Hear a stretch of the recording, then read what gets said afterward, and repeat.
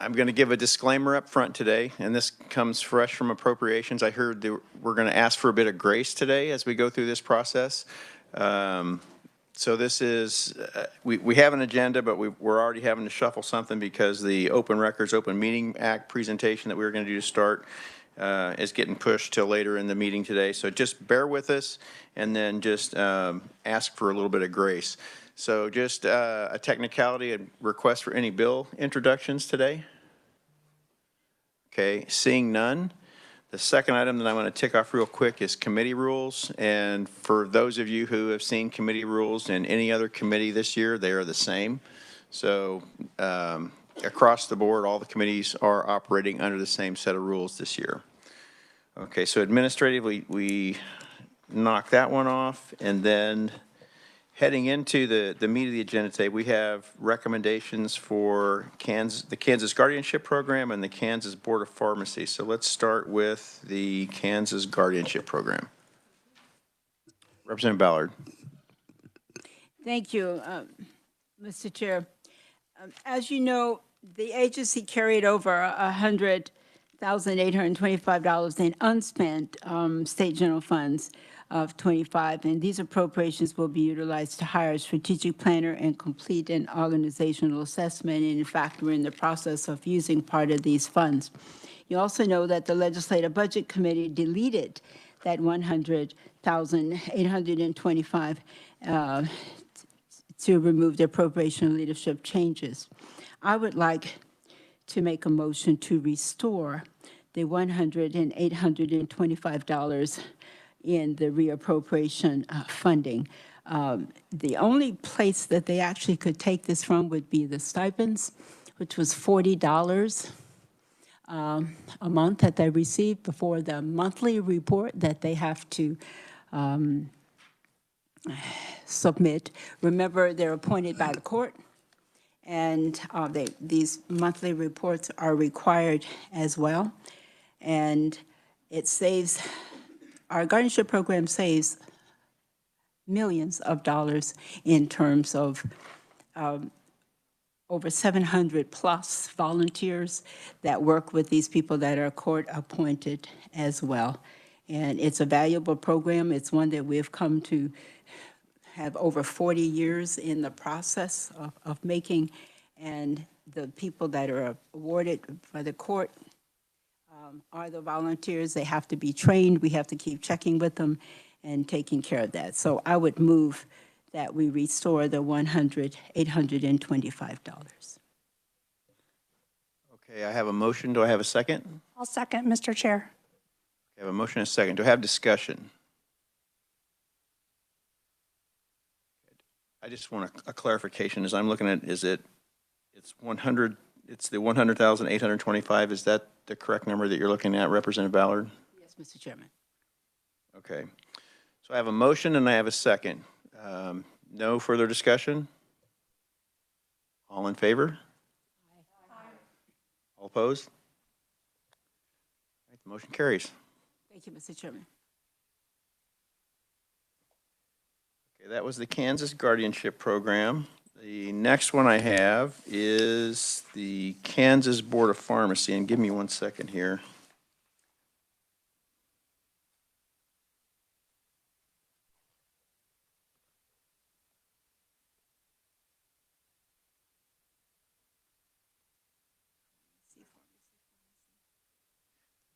So this is where grace comes into play. Dayton has just counseled me that I am supposed to properly say if there are no further amendments, we're going to pass out the Kansas Guardianship Program favorably. Mr. Chairman, Mr. Vice. I would make a motion to pass out the Kansas Guardianship Program as amended. Do I have a second? I'll second, Mr. Chair. Okay, Representative Orpez is seconds. Any discussion? No discussion? All those in favor say aye. Aye. All opposed? Motion carries. Thank you. All right, now give me 1 second to take a look over at the Kansas Board of Pharmacy.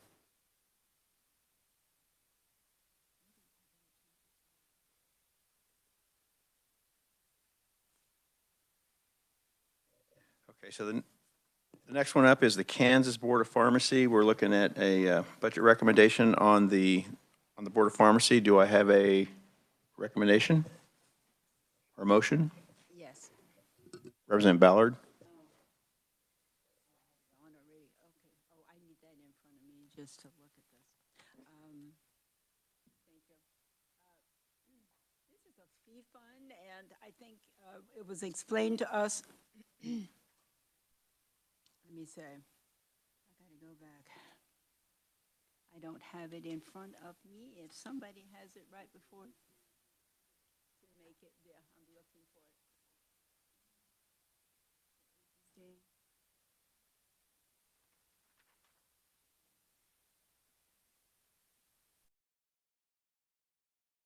Exactly what it is we want.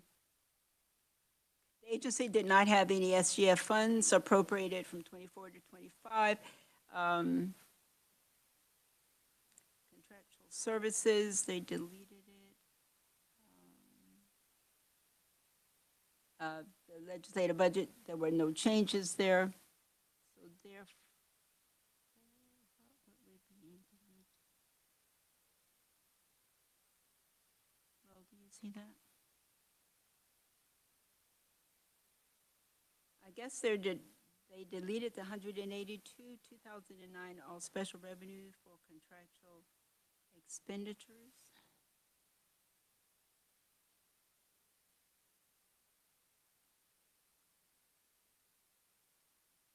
This one I was prepared for guardianship program, but I don't see. There was no change on this one from the agency. There was no changes No. on this budget whatsoever, but I need the figure though. Let me see. Okay, well, thank you.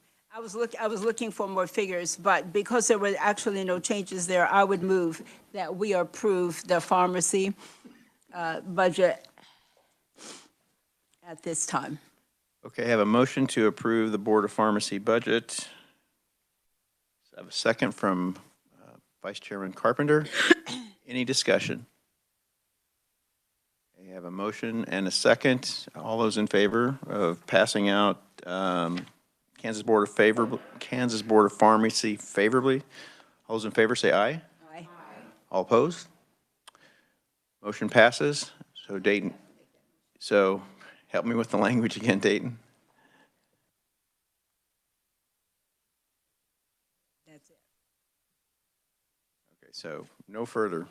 All right. Okay, moving into the next part of the, no, because we're switching back to budget hearings now, correct? Yeah, so this is where a little bit of our, pardon the dialogue, but we are kind of calling an audible here. We're changing our order. So we do budget hearings from the Kansas Board of Nursing. So it looks like Megan is coming to the.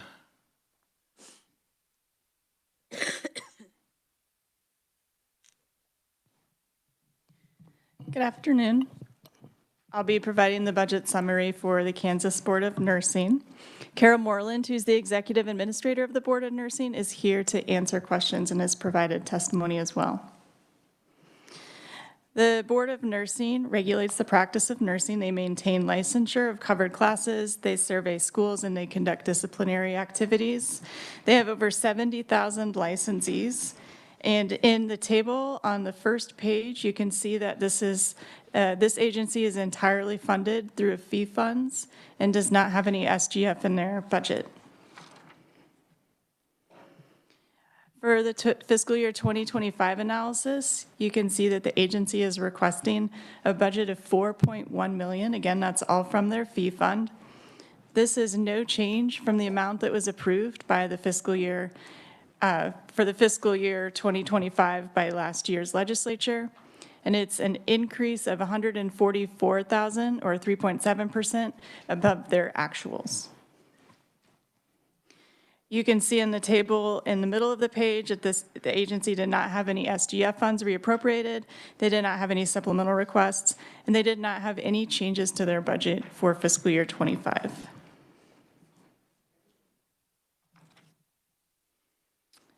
On the next page, on fiscal year '26, you can see that the agency is requesting $4.2 million. This is an increase of $100,000 above the approved amount. It's also an increase of $100,000 above the fiscal year '25 request. At the table in the middle of the page, figure 7, you can see that they had an increase in contractual services that attributed to that $100,000 increase that you saw from the approved for fiscal year '25. This is largely for contractual services associated with increased fees for their impaired provider contract, as well as disciplinary counsel services through the Office of Attorney General. This was offset by a $30,000 decrease in capital outlay. The agency is finishing up a 3-year upgrade to their licensure software, and as they move from the creation to the implementation phase, they're switching some of their expenditures from capital outlay to contractual. For fiscal year '27, you can see that the agency has requested $4.3 million. This is a $200,000 increase, or 4.9% above the fiscal year '25 approved amount, and it's a $100,000 increase from the fiscal year '26 request. They've added $199,000 for increased contractual services. Again, it's associated with the impaired provider contract, as well as the disciplinary counsel services through the Office of the Attorney General. They also have new contracts for the agency's virtual servers. On the following page, you can see the 10-year expenditure history, followed by the agency's fee fund. I'm happy to stand for any questions. Representative Oropeza. Thank you, Mr. Chair. My question is, how does the agency's request differ from the governor's budget? There are no changes between the agency's request and the LBC request or the governor's request. Thank you. Committee, any other questions? So, Megan, I have a question, and it's maybe, and maybe it's more for, as Kara, to talk a little bit about the impaired provider contract. It's the difference in the, I guess, the funding request. So, I don't know if you would prefer to have Kara talk about that, or do you have any information on that? I know it was an increase in the fees, but I think Carol can talk more about why that happened. Okay, thank you. So, committee, before we ask Kara, are there any other questions on this one? And Kara's in the room? Okay. Yes, Representative King. Referring to figure 11, the 10-year history, see a 73% increase since 2017 to current. What would be some of the larger percentage increases? Would they be labor? Would they be outsourcing? Or what would be some of the major increases? I believe a lot of that would be, and I think this is something that Carol can also speak to more broadly, but I would say that most of that is probably within contractual services. You don't see an increase in the FTE count, but I know that the agency has done quite a bit of modernization of their IT services, their licensure program, to get online and modernize and also work with security. So my guess is that the majority of that is related to contractual. Thank you. Thank you, Mr. Chairman. So any other questions before, and correction, if Carol's in the room. I do have hearing aids. They don't always pick up the best, so blame it on the Navy. Carol in the room?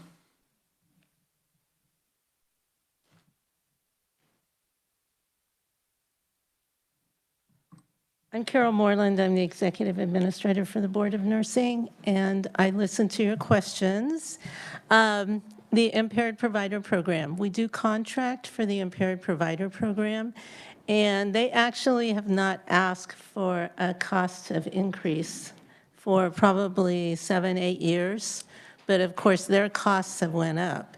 Also, what they've seen is we do not refer quite as many licensees as we used to.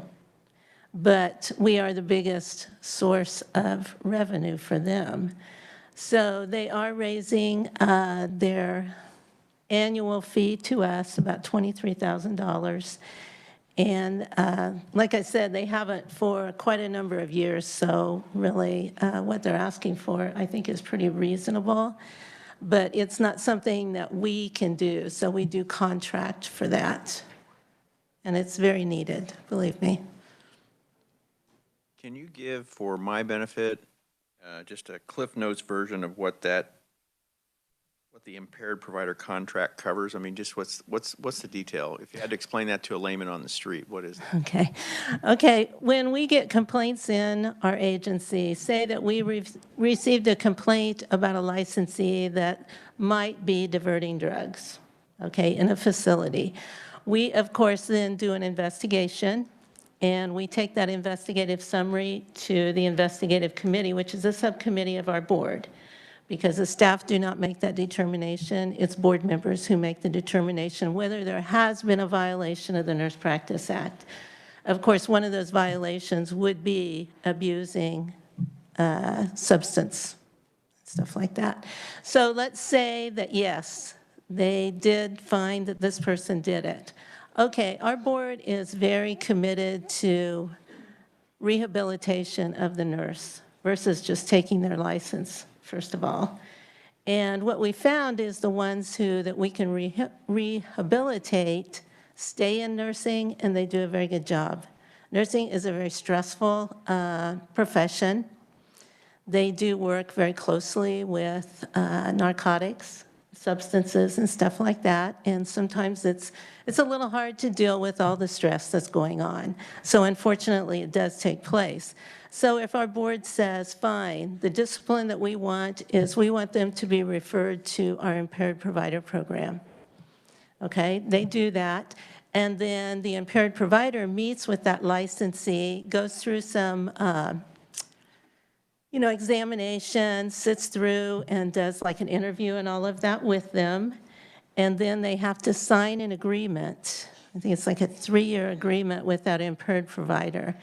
And in that, they have to attend so many meetings. They get random drug samples.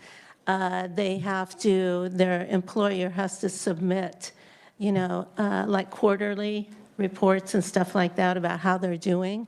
And it's usually what happens then is when they get into the impaired provider, they can continue to work. They just don't have access to any of that narcotics and stuff like that. They don't have access to those keys to get into that.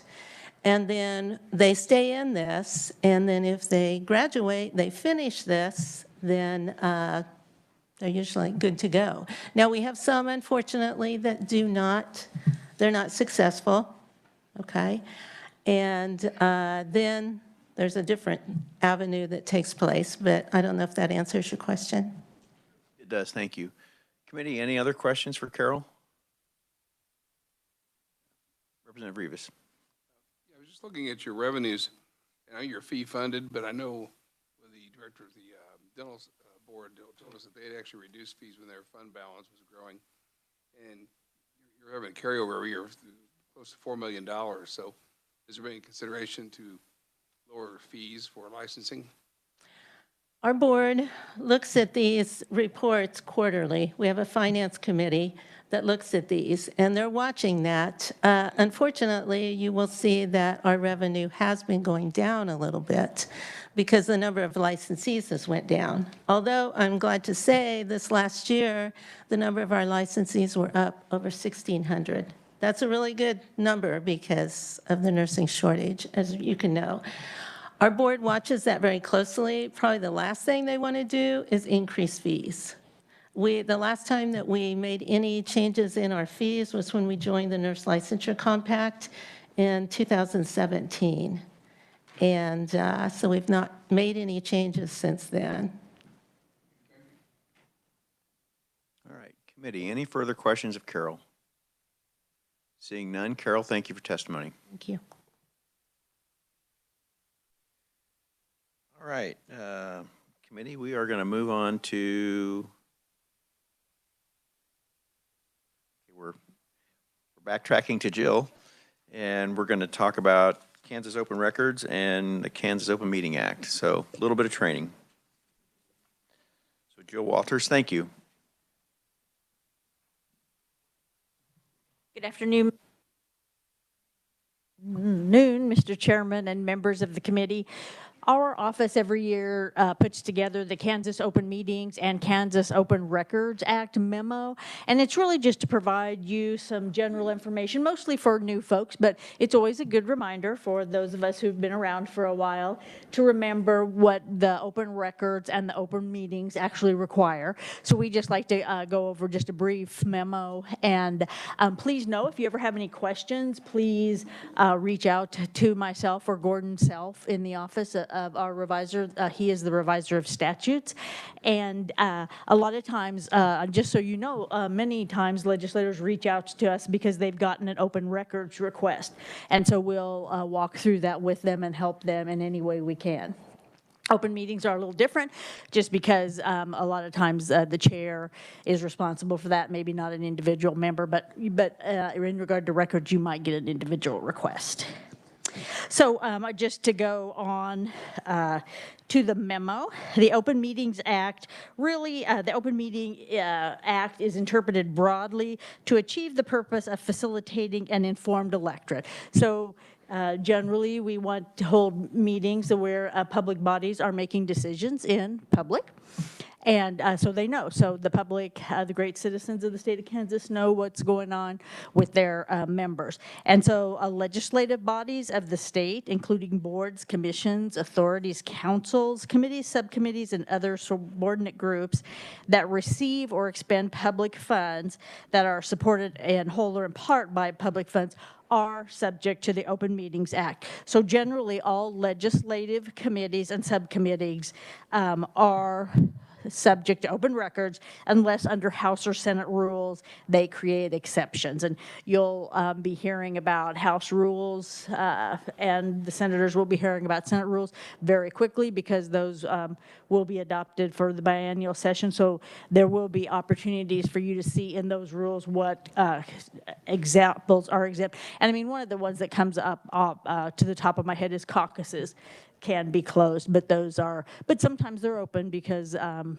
there's just no need to close it, but sometimes there are necessary times where caucuses need to be closed, and so they might be. So that would be an exception. So COMA requires that meetings be open to the public and that public access to the meeting is available, and then notice of the meetings must be provided if requested.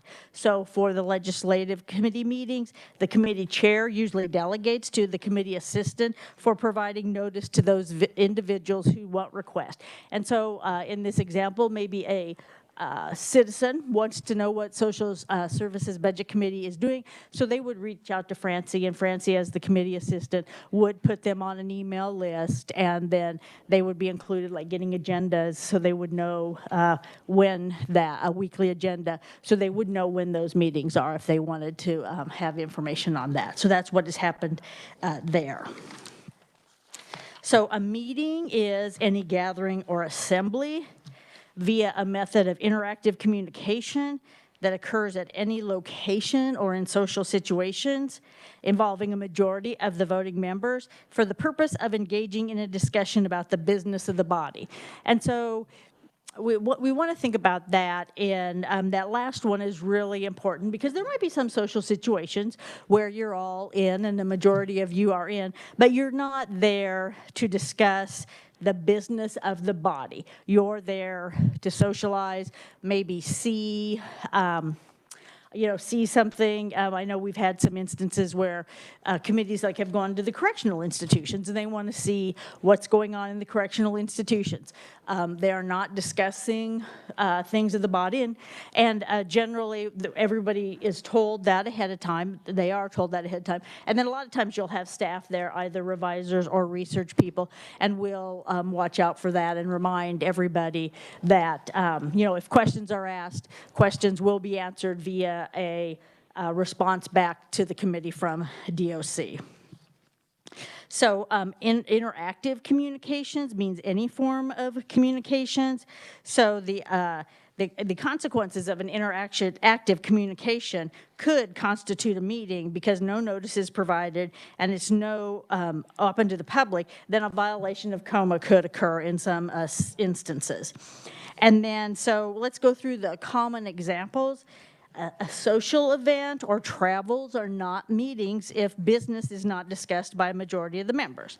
However, potential appearances of a COMA violation should be considered. So like we were talking about there, like maybe if you're all invited by the Bankers Association to go to something, you're just there probably to hear information about what's going on in banks in Kansas. You're not there to make any you might be talking to your bankers from your district, but you're not there to make any decisions as a body. You're just having social time and having information. You could also attend an educational conference or listen in on a meeting in another body if no discussion involving a majority of members about their body's business occurs. And you might think of that as like if you go to an NCSL meeting or an ALEC meeting or CSG, those sorts of meetings where you're going there to get information. So a lot of you might be there, but you're just there to attend meetings and listen and gather information. You're not there to discuss Kansas business or Kansas business that's in front of the social service business. Social media or email interactions may constitute a meeting, so we just always have to remember that. And I think generally we tell you don't ever reply all. And I know a lot of times, a lot of people stop this from happening by putting, I think it's in a blind copy, or I think that's the correct phrase. So you don't know, or you can't reply all and get to everybody because that function is blocked. You would just be replying to the sender of the message, which might be me. Discussion solely limited to planning when and where to meet is not considered a meeting. And so like sometimes you might have a planning meeting, like can everybody attend a meeting on X date to see that. And so when all you're saying is to plan the meeting, then that's fine as long as you're not discussing any business. And then informal discussions before and during a recess may constitute a meeting. So I hope you don't think I'm rude, but sometimes I have stepped in and asked, especially in conference this happens, when it's just human nature that maybe when you're around a table with the 6 members of you conferencing, that you've adjourned the meeting and you've said we're going to go back into conference at 6 p.m. With another offer. We call them offers rounds. And then you start talking about something. I have before interjected that this would not be the appropriate time to discuss these matters, that you really need to wait until the 6 o'clock meeting and then discuss those matters. So those things do happen by staff, and I hope you don't think we're trying to be rude. We just want to be sure you are not violating the Open Meetings Act. And so that's what we're trying to help. So the first COMA requirement is we talked about to ensure the meeting is open, offering reasonable access to the public, and then notice of the meetings. And then the second one, is providing proper notice of those people who want. Would you like me to answer any questions on meetings right now or just move along in the memo? Any questions on open meetings? Representative Reese? Thank you, Mr. Chair. So when a hearing in a committee is scheduled, this fits that, right? So when a notice goes out, it would be a notice of a meeting that's going to happen of this committee, and then those people who have asked to be given notice, you have to request notice. So I, as a citizen, would have to request notice of the meeting through the chairman has delegated it to the committee assistant. So in this instance, we would be asking Francie to help us with that. So let's say I wanted to see what bills might have a hearing in judiciary for next week. I can go now probably and look up the agenda for next week. Is that is that part of COMA? I mean, there's the date, there's the time and the place is there. So a chair is not required to create an agenda, but if there's a meeting, they're required to give people notice of the meeting. And like on the website, that would just be kind of a general public notice to everybody, which of course is excellent and a good idea.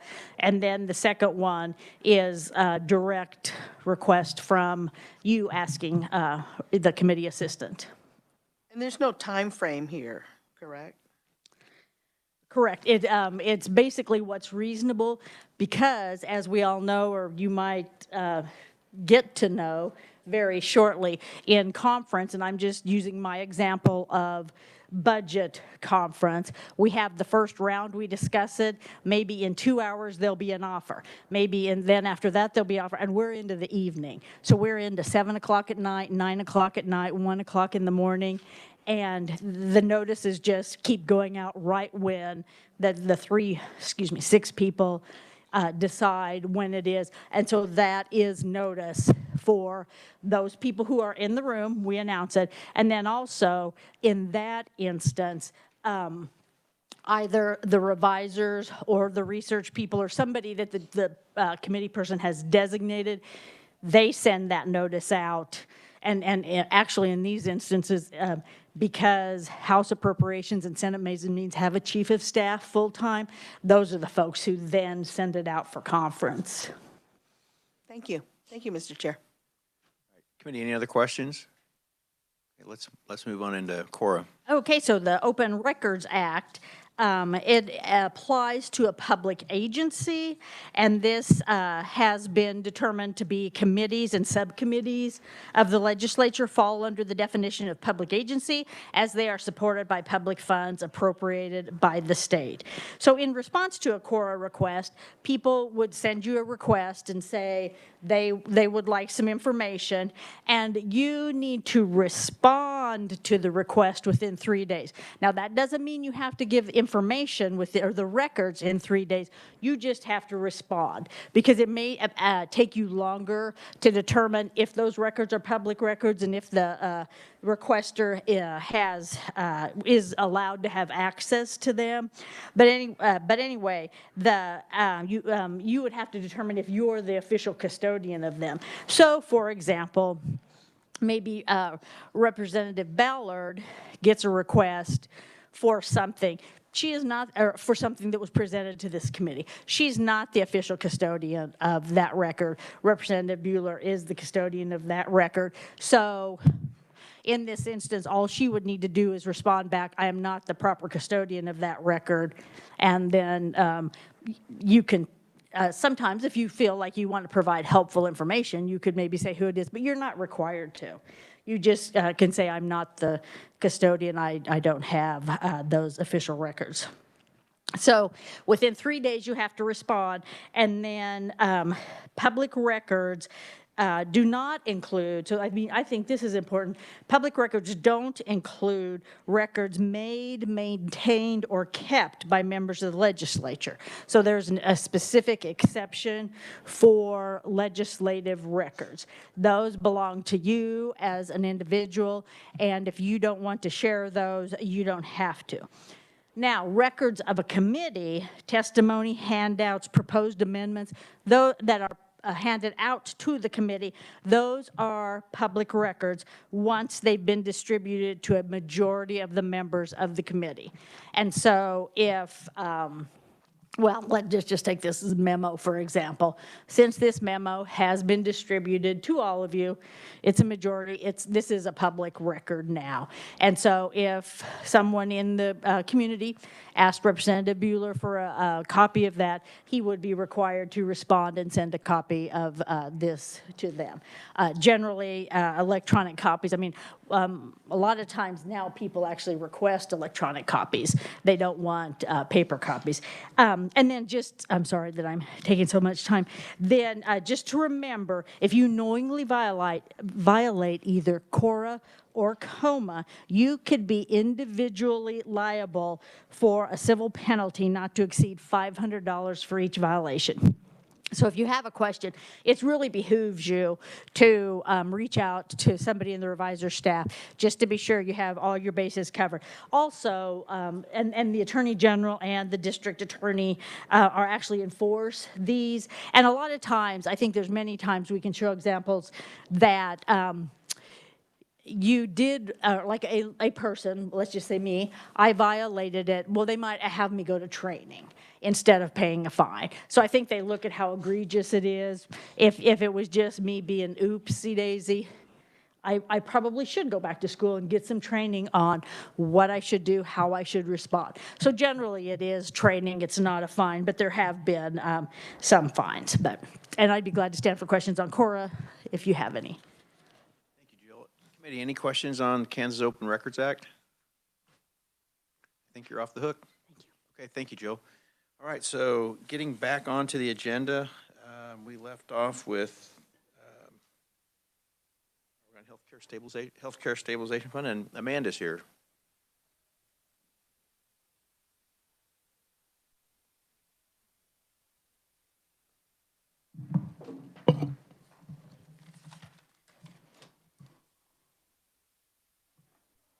Hello again, committee. Amanda Prosser, Legislative Research. We are now doing the budget summary for the Healthcare Stabilization Board of Governors. This board administers the Healthcare Providers Insurance Availability Act, which has the primary goal to make sure healthcare providers practicing in Kansas have adequate liability insurance. It's a liability insurance that is in addition to the amount the provider may receive from a private insurer. The agency has 0 state general fund dollars. Their fund revenue comes from a surcharge on the premium charged to the provider and from interest earned on the fund. They currently have 20 filled positions with 1 vacant compliant officer position. About 80% of their expenditures are for directly paying out claims, about 15% related expenses for the claims, and about 5% of administrative overhead. If you flip to page 3, you can see the current year analysis. For fiscal year 2025, their reportable expenditures are just over $49 million, with about $26.5 million for non-reportable investments of reserves. Within that $49 million, about $9.1 million is for operations, and in that, their revised estimate includes a decrease of about $30,000 in projected expenditures. That's primarily due to the vacant position at the time when they submitted their budget in September. If you flip ahead to page 4, you have the starting analysis for fiscal year 26.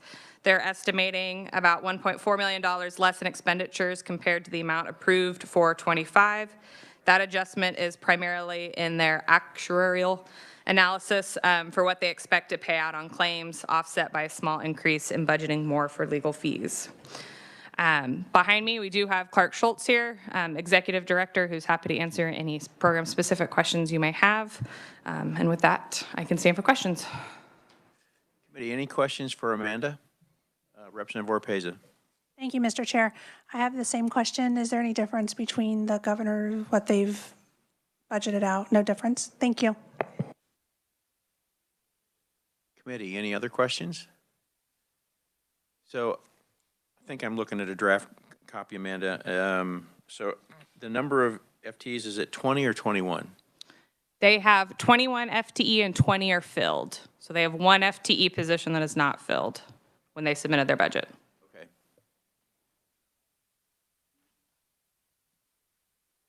Give me a second to make a note here. Committee, any other questions of Amanda or Clark?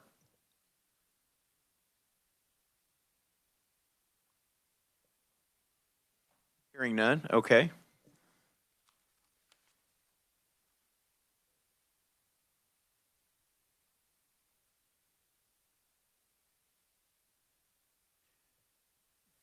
Mr. Clark Schultz, do you have a presentation for us today? Clark is the Executive Director of the Healthcare Stabilization Fund. I guess I could have allowed you to introduce yourself. You're welcome.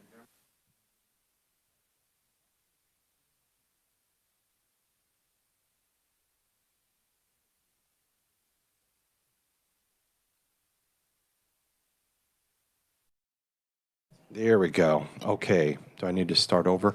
I'm Clark Schultz, Executive Director of the Healthcare Stabilization Fund. And Mr. Chairman, it's a pleasure to be here with you today. And Amanda did a nice job of kind of giving our mission, but I just want to make, since we have some new committee members here, we're a small agency, obviously, and as you pointed out, we have 20 employees, which is what we still have. We're, I think, authorized to have 21. I like to keep it just below what we can have. So we are across the street to the north. If you literally walked out the north side of the Capitol and walked across the street, you would be in our building. And we are there because we are providing coverage for medical malpractice for healthcare providers, physicians, and other healthcare providers as defined by state law. State law currently requires a defined healthcare provider, think doctor, chiropractor, hospital, medical clinic. They would be required to buy $500,000 in insurance, medical malpractice insurance from a commercial carrier. Then they are also required to purchase or to pay a surcharge to the Healthcare Stabilization Fund for an additional $500,000 in coverage. So that means they have $1 million in coverage. This was put into place in 1976 when it was very difficult for healthcare providers to find coverage. So the legislature wisely put into place a new set of law that required that they purchase medical malpractice coverage, and then it required it, and then it also gave them a mechanism to purchase first on the open market, and secondly from a state agency that, and the idea of that is to keep those prices down for medical malpractice coverage. That helps our providers across the state by making it more affordable for them to be in business. It helps the citizens of Kansas because it makes funding available if they receive unfavorable medical care caused by a lack of standard of care. They are able to find, they are able to be paid from this fund. So we currently have 20,985 healthcare providers who serve the citizens of Kansas. Just to give you an idea of what a surcharge costs, the highest surcharge last year would be $10,006 for the year, and for coverage of $500,000 per claim. A Kansas resident paying that amount, who's a neurosurgeon, but who is also licensed to practice in Missouri, would be subject to 30% additional surcharge, and that would result in a total premium surcharge of $13,008. We also have the lowest surcharge is $200. This would be primarily for a healthcare provider who lives out of state and provides minimum amount of coverage or minimum amount of health care to Kansas citizens, possibly somebody that is telemedicine, that type of thing. Last year, the fund closed 503 claim files. So that means 503 citizens in Kansas who had received health care made some type of a claim. We closed 503 claim files. We paid over $36,740,000 in compensation to those who were injured. My last paragraph on my testimony just says that over the last 49 years, the Kansas Legislature, the Department of Insurance, and the Board of Governors have made responsible decisions to achieve actuarial integrity, maintain fiscal discipline, and to honor the trust status of the fund. This has ensured Kansans a reliable source of recovery when it's determined that compensation should be paid for an unintended medical outcome. This has also resulted in Kansas consistently being rated one of the top 5 states with the least expensive medical malpractice liability insurance rates. We are governed, just a little bit quick background, we're governed by a board of governors made up of 11 individuals, and their names are at the bottom of my testimony. We also have an legislative oversight committee that looks at our actuarial studies and so forth once a year. And Representative Carpenter serves on that. We appreciate that. And with that, Mr. Chairman, I would stand for questions at the appropriate time. Committee, any questions? I do have one. I just want to make sure that I understand. So if I look at the difference between just the total budget amount, for example, between 2025 and 2026, you mentioned that there's a $1.7 million decrease from the Healthcare Stabilization Fund for decreased medical malpractice claims for FY26. Is that an actual or is that an estimate? I believe that, would you, sure. Yeah. So is that for Amanda? Yes. Amanda. The difference you're seeing is going to be a difference in what the agency estimated, and it comes from their actuarial estimate that they provide. So from a business standpoint or just a year-to-year standpoint, that's, you almost have to kind of let, pardon me, a year elapse before you see that. Is that correct? I mean, it's like looking in arrears. From an accounting standpoint. Sure. I think I understand, and thank you for your answer. And Mr. Chairman, I think what you're asking, yes, that would be correct. The thing that you need to remember here is that we are estimating, we have an actuarial study done every year, and they estimate what it's going to cost. But that is clearly an estimate. We don't know how many cases. We don't know what's going to happen at any given year. So it's sort of an average. Every year, we can have a year where we get a lot of cases and a year where we have fewer cases. In addition to that, about 3 years ago, the law changed that the legislature passed a new law that changed the amount of coverage. And so because of that, that actually changes the amount that overall that we will end up paying on cases. So it's an estimate, but we of course use every thing that we possibly can to try to get that as close as possible. Thank you. That's helpful. So committee, any other questions? Representative Steens?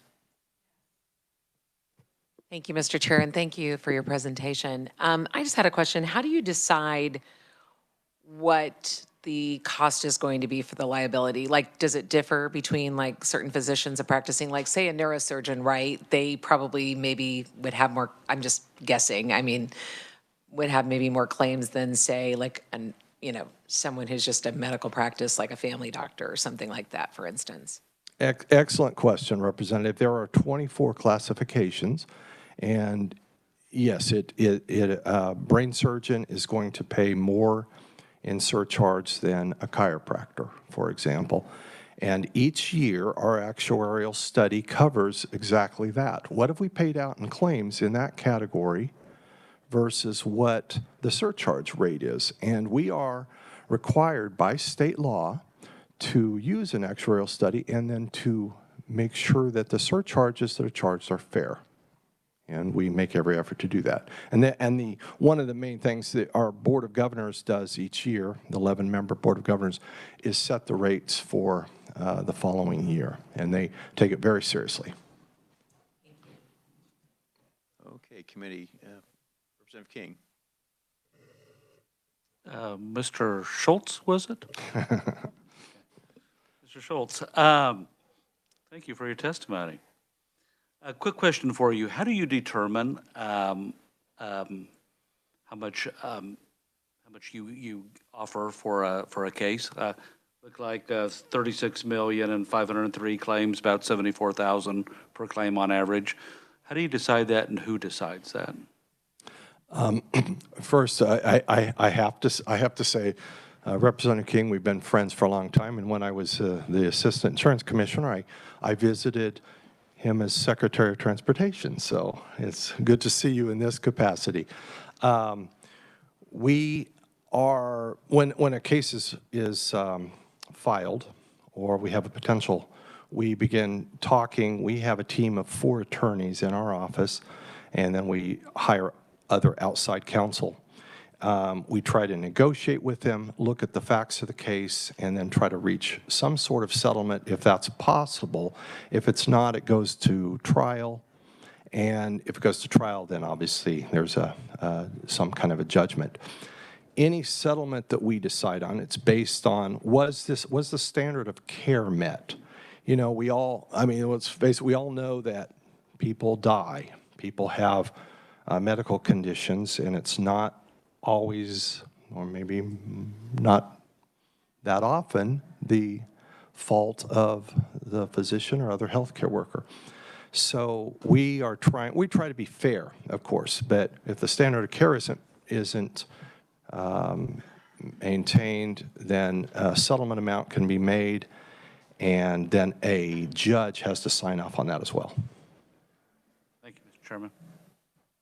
One more time, any questions? Seeing none, Mr. Schultz, thank you for your testimony. Thank you, Mr. Chairman. Thank you, committee. All right, let's move on to budget hearing, recommendation, pardon me, on the Board of Mortuary Arts.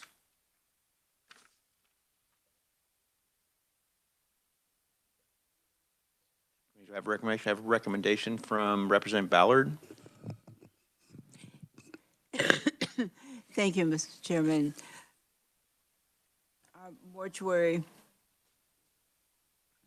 background, as you notice, is fee funded, and there were no legislative budget committee changes whatsoever. So I would move that we accept the healthcare stabilization, the mortuary budget as proposed. I have a motion to accept mortuary arts as presented. Do I have a second? I'll second, Mr. Chair. A second from Representative Oropeza. Any discussion? Seeing none, all in favor? Aye. All opposed?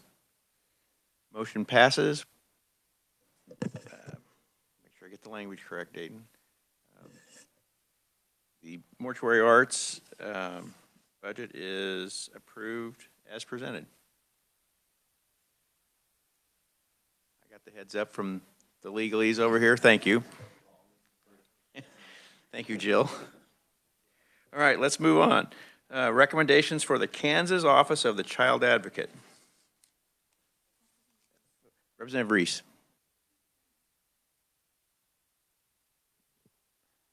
Thank you, Mr. Chair. I move to approve the additional request for 2 FTEs. And along with that is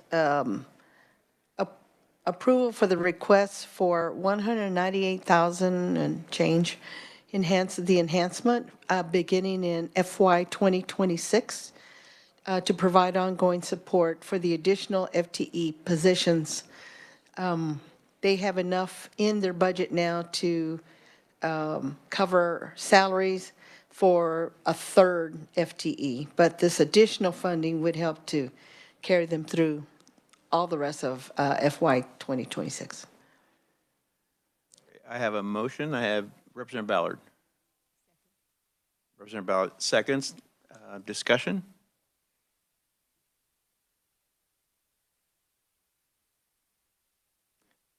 All right, no discussion. I get it. So Representative Reese's motion, and I don't know that I can repeat it all in its entirety. All those in favor say aye. Aye. All opposed? Motion carries, or motion passes as amended by Representative Reese.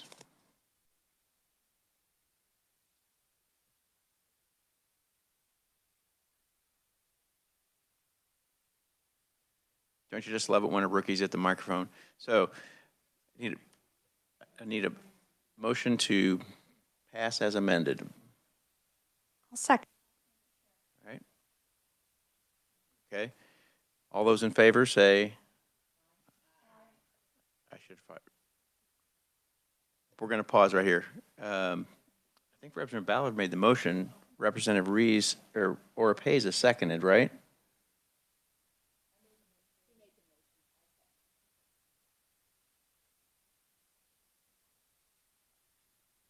Yeah. Yeah, I thought I heard Representative, somebody to make the motion and then somebody to I second. will make the motion to pass out the Kansas Office of Child Advocate as amended for our recommendation. Representative Ballard seconds. Okay.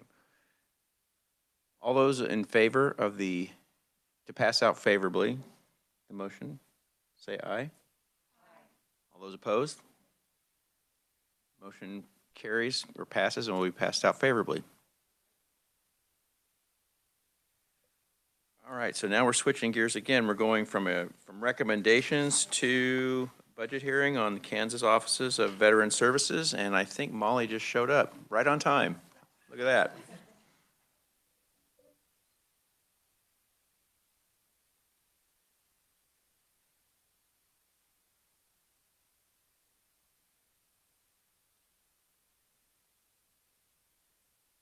Yep, please.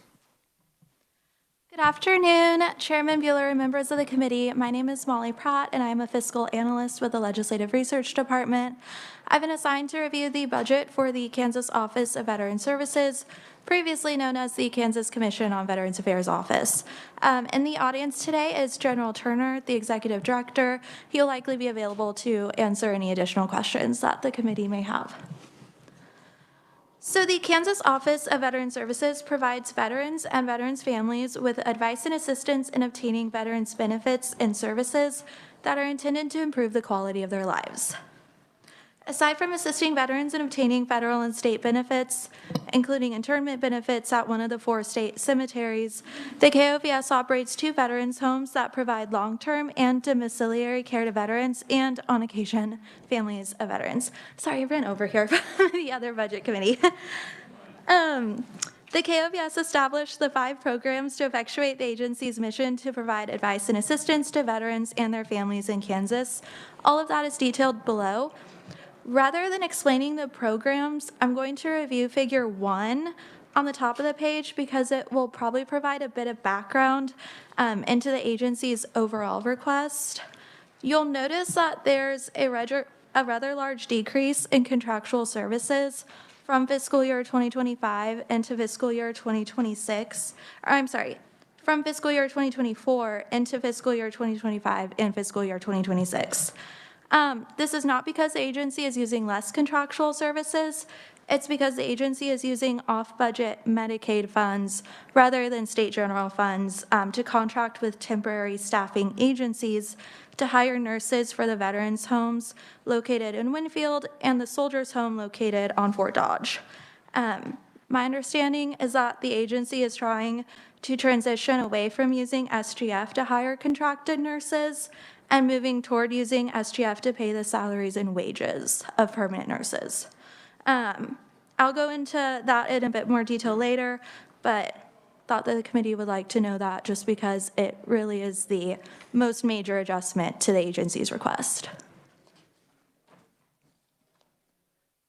The analysis for fiscal year 2025 begins on page 4. The 2025 legislature approved the agency, or approved a budget of $55.8 million for the agency. That is including reappropriations, both state general fund and state institution building fund. The agency is requesting $56.1 million or $56.2 million, which is approximately $291,000 above the approved amount. Item 1 discusses the State General Fund reappropriation.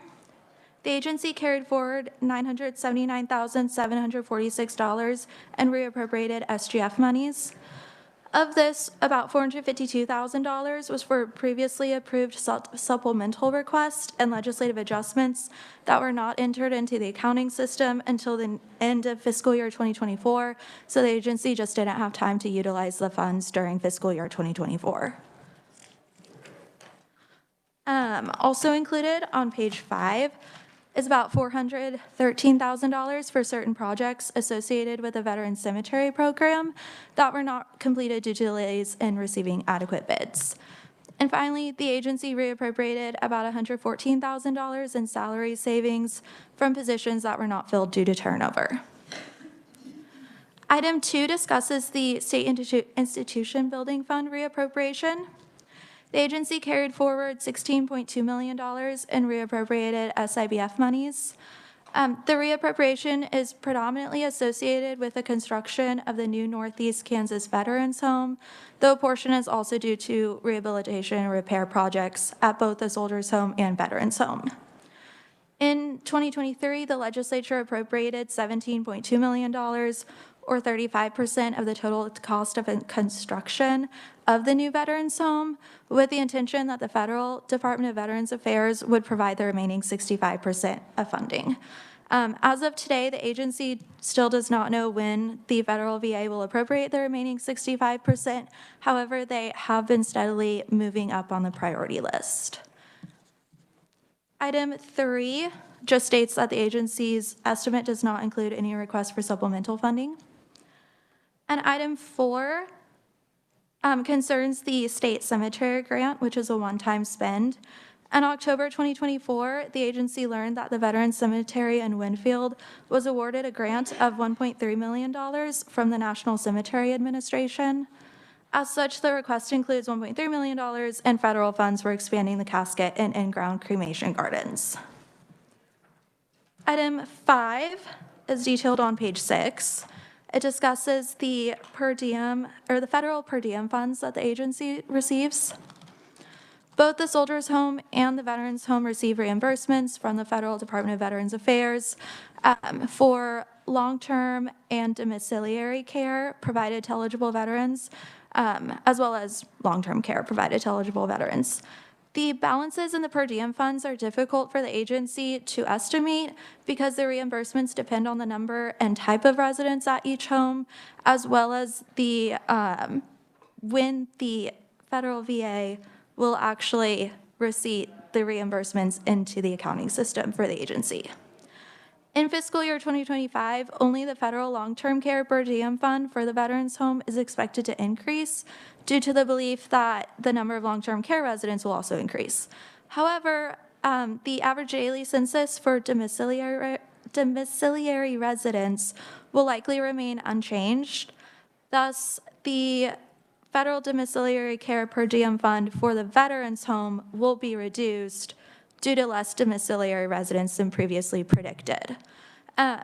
Last session, the agency had estimated that the average daily census for the Veterans Home would be about 117 people. Now the agency estimates that census will be about 105 people in fiscal year 2025, so that also contributes to the decrease. Finally, there's a decrease in monies in both the federal long-term care per diem fund and the domiciliary care per diem fund of the Soldiers Home due to the anticipation that it will receive less in federal VA reimbursement funds. And finally, item 6 discusses all other adjustments.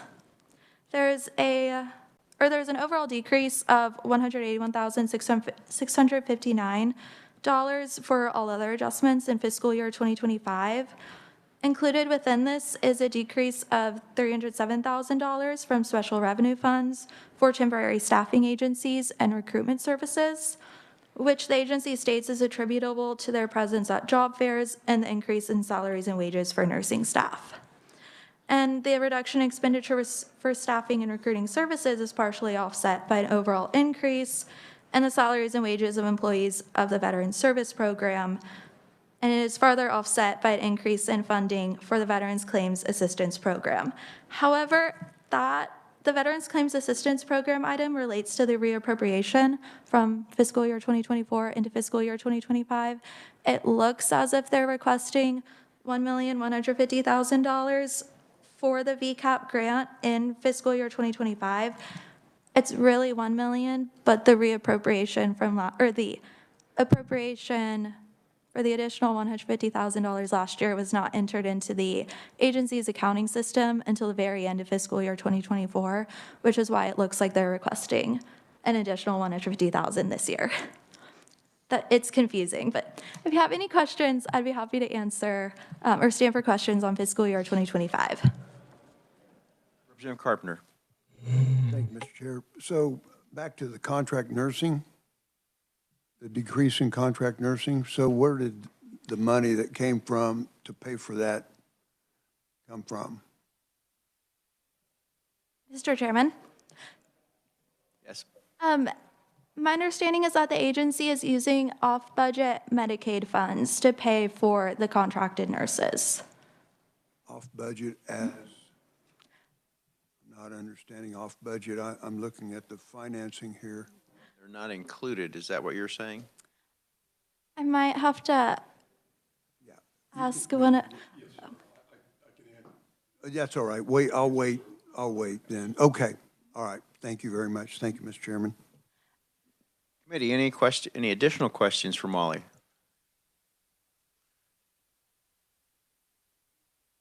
Molly, thank you very much. And I believe we do have General Turner, and he was. Mr. Chairman, would you like me to review fiscal year 2026? Oh, well, sure. Okay. Sorry about that. I was getting a little ahead of myself. Fiscal year 2026 begins on page 8. And Representative Carpenter, number 2 might might provide a little bit more information for you. For fiscal year 2026, the agency requests a total of $38.7 million. This does not include any enhancement requests for fiscal year 2026. Item 2 on page 8 discusses the nursing personnel that I mentioned previously. For several years, the agency has struggled to hire permanent nursing staff due to the locations of the homes, as well as a nationwide nursing shortage. The agency frequently utilizes temporary staffing agencies to ensure that both homes have enough nurses on site. In an effort to lessen its reliance on contractual services, the agency plans to decrease the amount expended on temporary staffing services while increasing expenditures for salaries and wages of nursing staff. In fiscal year 24, the agency expended a total of $2.3 million in on-budget and off-budget expenditures for temporary staffing services. And the 2024 legislature approved a total of $3 million in on and off-budget expenditures for this purpose. The agency anticipates that this amount will decrease by about $700,000 for a total of $2.4 million in on and off-budget expenditures for temporary staffing services.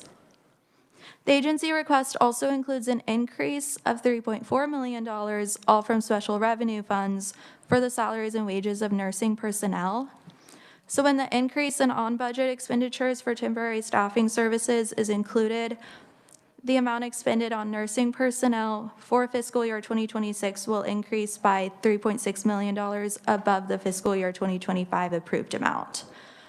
The SGF reduction is due to the agency shifting how it will fund certain expenditures. According to KOVS, the Soldiers' Home did not receive enough SGF funds to cover the increase in salaries and wages that stemmed from the pay plan last session, so the agency had to utilize various federal funds and fee funds to cover the difference. For example, the agency will utilize fee funds and federal funds to pay the salaries and wages of nursing personnel, including the off-budget Medicaid funds at the Soldiers' Home and the Veterans' Home, whereas the state general fund will be used to pay the salaries and wages of other personnel at both homes. Item 3 discusses the Soldiers' Home. In fiscal year 2025, capital improvement projects at the Soldiers' Home. In fiscal year 2025, the agency will expend approximately $2.2 million on capital improvement projects. For fiscal year 2026, the agency request includes a reduction of $1,045,942 SIBF in capital project expenditures for a total of about $800,000 SIBF. The agency plans to complete emergency repair projects on the KSH, upgrade the IT infrastructure, and expand the pharmacy within Halsey Hall. And finally, page 10 discusses the all other adjustments. There's a decrease of $2.4 million in all funds, but an increase of $1.8 million SGF for all other adjustments for fiscal year 2026. Again, the primary reason for the adjustments is just due to the agency shifting how it pays for certain expenditures. For example, there's an increase of $3.3 million SGF and a decrease of $6 million in all other funds and salaries and wage expenditures for non-nursing personnel. Lastly, there's an increase in commodities and capital outlays at both homes.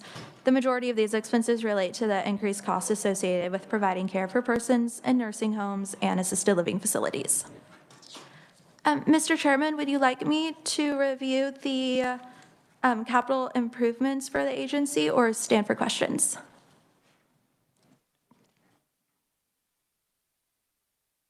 If you would just give the capital improvements a quick run through, and then we'll roll into questions. Yes. The capital improvement sections begin on page 11.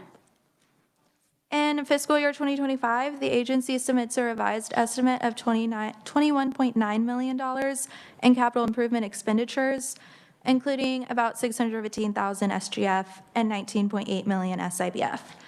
Included within this is $2.1 million for 8 projects, in addition to emergency repairs and maintenance at the Soldiers Home on Fort Dodge, as well as $2.3 million for 2 projects, in addition to repairs and maintenance at the Veterans Home in Winfield. Item 3 on page 12 discusses the Northeast Kansas Veterans Home. In fiscal year 2024, the agency expended approximately $3.4 million for schematic designs and architectural renderings. Unless the federal VA approves the remaining 65% or appropriates the remaining 65% in federal funds, that amount will likely be carried over into the next fiscal year. Item 4 discusses $2.1 million for 8 projects, in addition to repairs and maintenance on various state veteran cemeteries. And there's also an additional $53,000 to complete the network modernization and security project for the agency.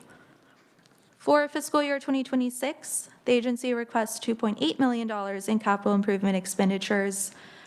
Included within this is about $800,000 for 2 projects, in addition to repairs and maintenance at the Soldiers Home on Fort Dodge, $1.8 million for 7 projects, including repairs and maintenance at the Veterans Home in Winfield, and finally about $437,000 for 2 projects on various state veteran cemeteries.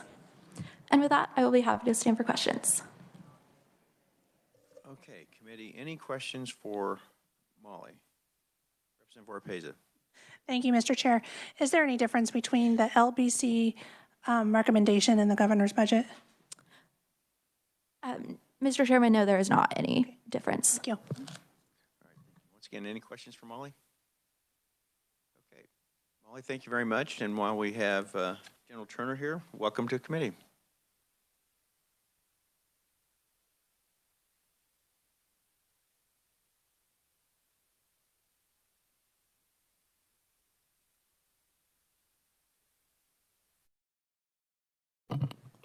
Thank you, Mr. Chair, and thank you all very much this afternoon for offering me an opportunity to share a little bit about our agency. I just wanted to offer a little bit of context. I know you heard a lot of numbers there going back and forth over the next couple of years in 25 and 26. We did send some slides along, and I think they'll be, if there's a way to project these here, we have them available, and I believe you have hard copies in front should this not work well.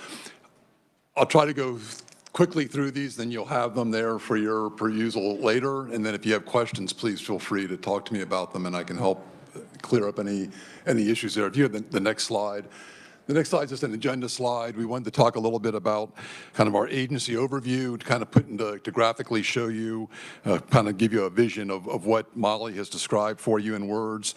Talk about the budget recommendation and kind of contextually how that breaks down for us. And then talk about some of these, the off-budget numbers that Molly referred to, or other revenue streams that we have that help support our operations.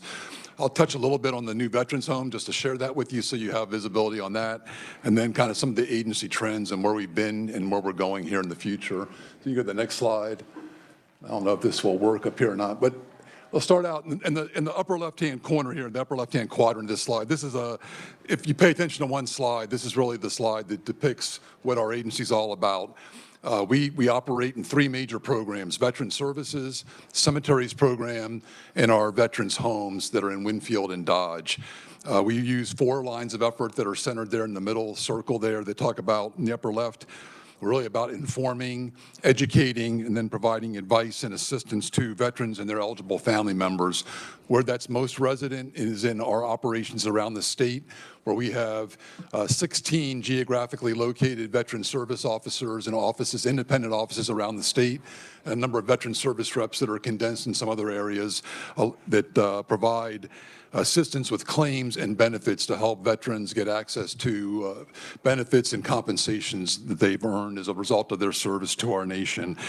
We do that in conjunction with the Veterans Claims Assistance Program. That's a $1 million grant that Molly referred to, whereas we distribute dollars up to $500,000 per veteran service organization, the Veterans of Foreign Wars and the American Legion, who perform like services as our veteran service reps, but they do it primarily at the veterans hospitals in Leavenworth, Topeka, and Wichita, as well as they're co-located at our VA regional office down in Wichita. In the upper right, you can see the thing there where we look at focusing on honoring and paying tribute to our veterans in their final resting place. Interments have gone up from about 370 to 380 interments a year back in the years 19, 20, and 21. We've now averaged over 450 the last 3 years. So coming out of COVID, it has increased there significantly. In the lower left-hand corner is the veterans' homes. So if you kind of look at the priority of effort, if you will, in our organization, about 80% of our resources are dedicated to the veterans' homes. 80% of our FTE is there, 80% of our budget goes there to provide that quality health care that is for those about roughly 190 to 200 residents that kind of in and out there for those folks in Winfield and Dodge. And like I said, lastly, if I can go back to the last piece here in the upper left-hand quadrant, just to try to translate that for you, it's about $2.36 billion in federal dollars that come back into the state of Kansas from the federal VA. And that's for health care, for the 3 medical facilities, construction, education in terms of GI Bill assistance and the like. But then about $1.18 billion, almost $1.2 billion is in compensation, is benefits and pensions for the veterans. And that's where these veteran service reps around the state are making a big difference for our citizens, for our veterans in the state. Of that 1.18, we attribute about $380 million is directly attributable back to our veteran service reps in partnership with the VFW and the American Legion in that VCAP program. So they are the ones that are, and that's $380 million that are coming back into the state that go back to pay their groceries, to help pay their rents, their mortgages, and those types of things out in your communities. And the next slide, if you will, please, this is just a quick snapshot of the budget again that Molly had depicted there. Again, I'll tell you that the SGF that we get represents anywhere from about 45 to 50% on a normal year of our entire budget. The other dollars come from these other revenue streams that I'll talk about on the next slide. The biggest difference that you see there on this slide going in from 56 million in 25 back to 38 million in 26. That's directly associated with the new Veterans Home and the dollars that were appropriated to us from the state that represents the 35% state commitment in order for us to go seek the 65% federal grant that we are looking for. So that's about $17.2 million. Of that $17.2 million, we've obligated nearly $3 million with architects and engineer fees, geological surveys, environmental surveys, and the like. So as we continue to progress, and we're about 90% done now with the actual design and construction documents necessary to proceed. What we're waiting on now is the federal dollars to come through. And we're number 78 out of 81 on priority group 1 there at the federal VA and their state constructions grant program. And so that's where we're at right now. They only have dollars to probably fund the first 6 to 8 projects. And so we're kind of going back into the queue, and this will continue to be a fight for us here going forward to follow through on that. If you can go to the next slide, please. So this just gives you a little snapshot of the other funding sources. You can see agency-wide, we have the state general funds, the state institutional building funds, obviously for our CIP projects. We do get some dollars. It's about $1.2 million from the lottery. And then donations is another much smaller amount that goes into the different programs. But where you see the big numbers there are the veterans' homes, the VA per diem, the average veteran, if you will, who comes in, we receive dollars, about $144 a day for long-term care, $62 a day for domiciliary care. And then if you have a veteran that comes into our facility that is 70% or greater service-connected disability rating, that's where you get the prevailing rate, the $492 a day. And so it's this kind of mixture of funding streams in the aggregate that come forward to help us be able to provide those quality health care services for the veterans there. CMS is another one. That's the Medicare and Medicaid dollars that we receive, likewise, in specific cases there for those residents.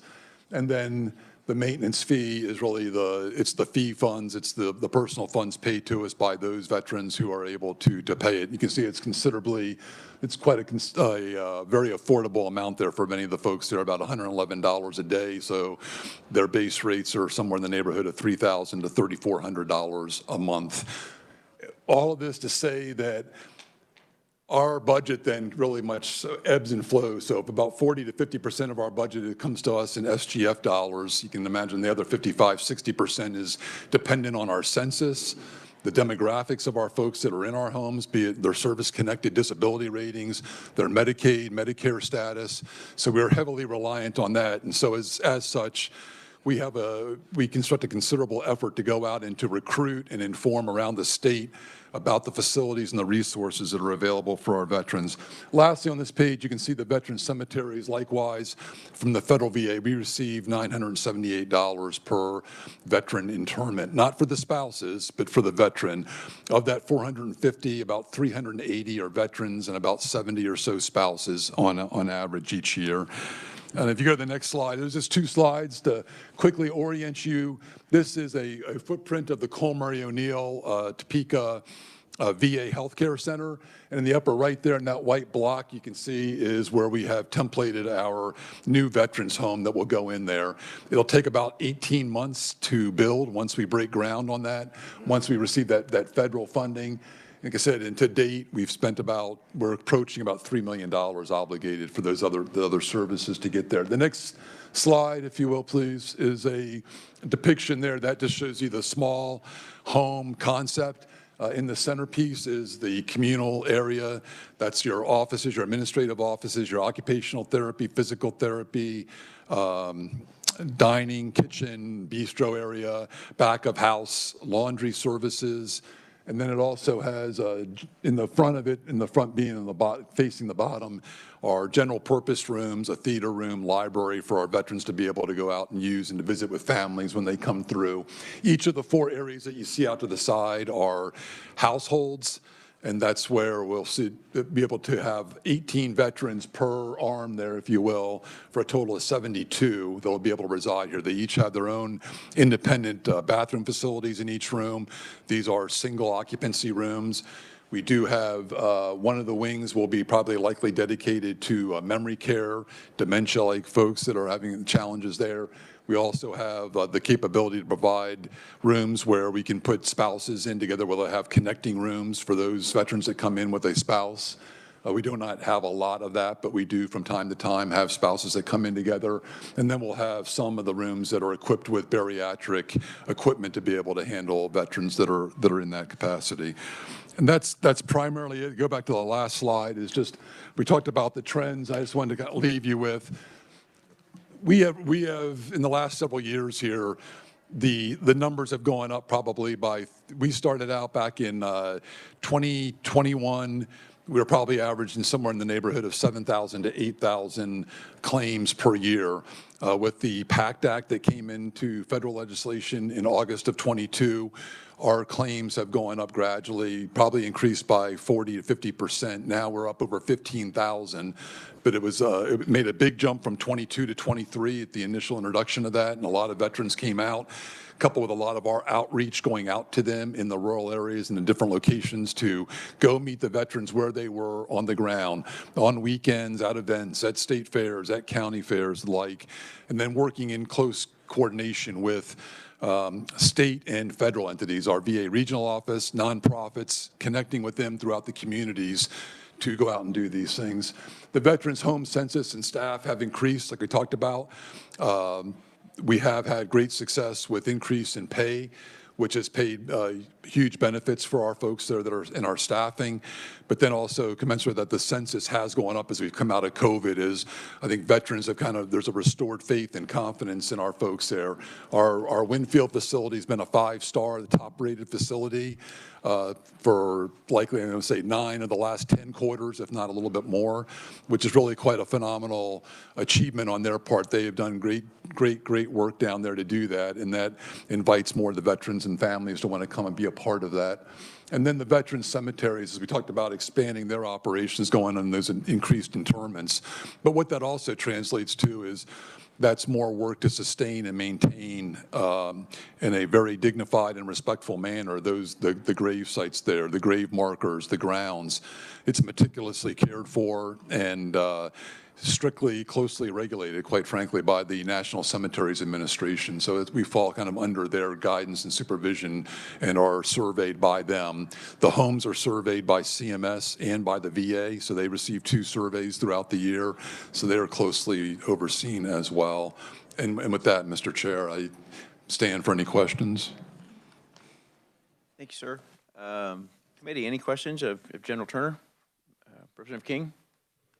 Yes, General, how long do you think it'll be before the federal government appropriates their 65%?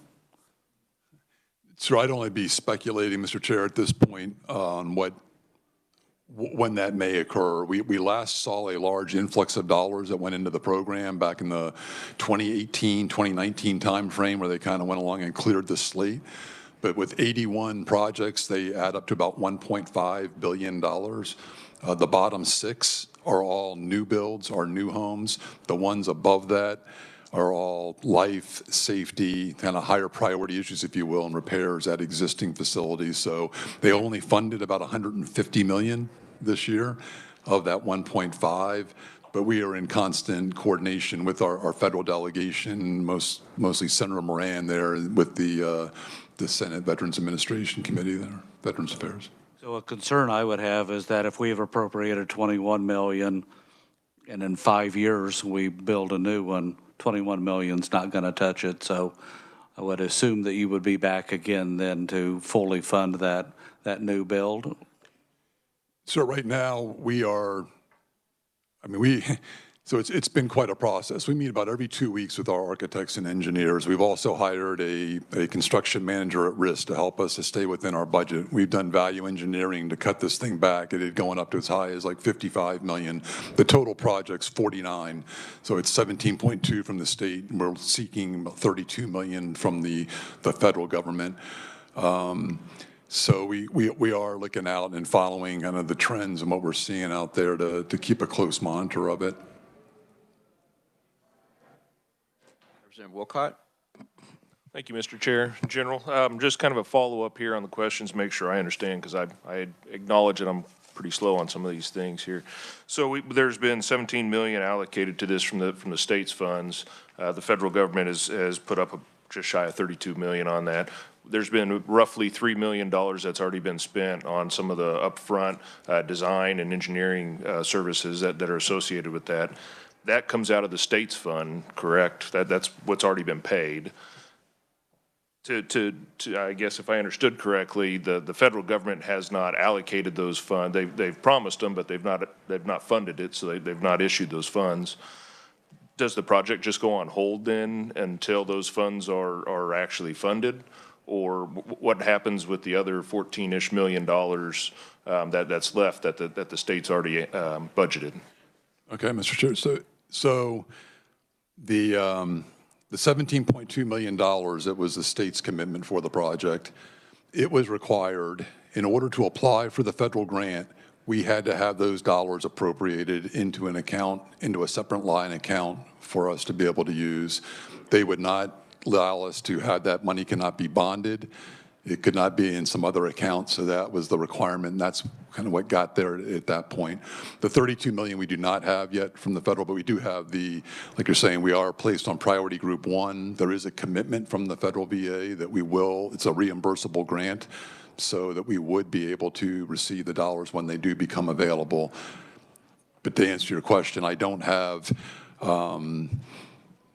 at this point right now, we continue, because there are several gates that we need to go to continue to work through. We can't just stop right now in order to maintain our commitment. So when they do go to release the dollars for us for the federal grant, we're under kind of strict timelines in terms of you have to be at, had the 90% design done.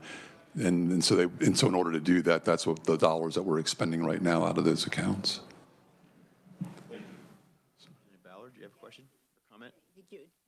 I have to commend the Veteran Services for just staying on top of it. And part of it is that money just rolls over. And we have it there to let them know it rolls over all the time, to let them know, number one, we are still interested in it. Number two, we still have allocated that money for that. And yet by them staying on top of what the design might be, let's just say we are lucky in 2 years they choose us, then we're ready to go. We can do it.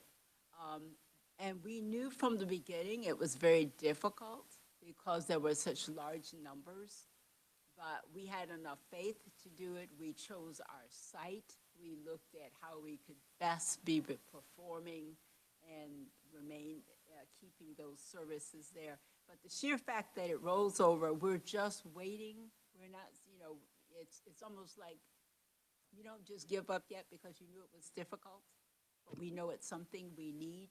And where we have chosen it close to the VA hospital and everything else, it provides the best of services. And I would have to say with Turner, he stayed on top of it constantly, and that's the most we could do. Mr. Chair, may I make just a brief comment? Absolutely.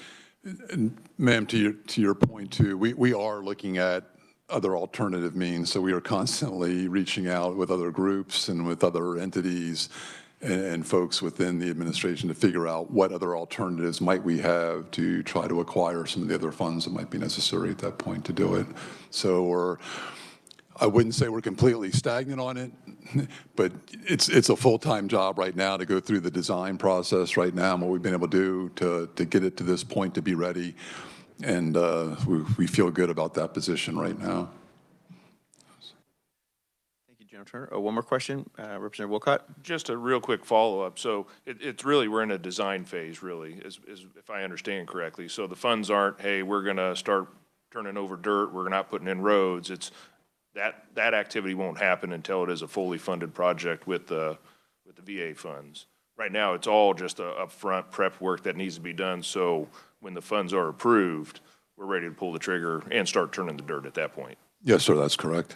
Thank you. Representative Carpenter. Very good. General, thank you for being here. So back to the off-budget, is that your Medicaid and Medicare? I mean, that's correct, sir. So that's the VA per diem, the Medicaid, and the Medicare, and it's really nothing more than kind of different strategy whereby they're, instead of expending the SGF dollars in that area, where possible, they're using the Medicaid and Medicare dollars to pay for those expenses, to pay the contractual services that we are requiring. I mean, our contractual services are coming down for the temp agency nursing to some degree with the increase in nurse staffing, so they work very hard to do that. But it's really just more of the funding mechanism that we're using to pay for it. Well, when I hear off budget, my ears kind of pick up, you know. Yes, sir. But I see in your adjustments, so your Medicaid funding or your Medicare both are down because you've a decrease in $2.4 million, all funds, but an increase in 1.8 SGF. So your Medicaid funds are down and we're supplementing that with SGF. Is that accurate? Yes, sir. I mean, and it is all driven largely by, like I said, that demographic of residents. How many residents do you have there that are Medicaid? Can we get them to apply for it? And then it's a kind of a wait and see to see if they'll get approved or not. And then, you know, likewise for the VA per diem to be able to get folks aligned in that program as well. I get it. And you've done a remarkable job. This committee funded you when you were literally broke when you took over. And we had to do an emergency executive deal. The governor did a budget amendment to put money in your fund because there was some, it wasn't intentional, but there was some funding issues that weren't caught until it was too late. So you've done a great job since then, and the homes are in great shape. So I just want to get my arms around that part of it. So Yes, thank sir. you very much. That. Thank you, sir. One more time, any other questions?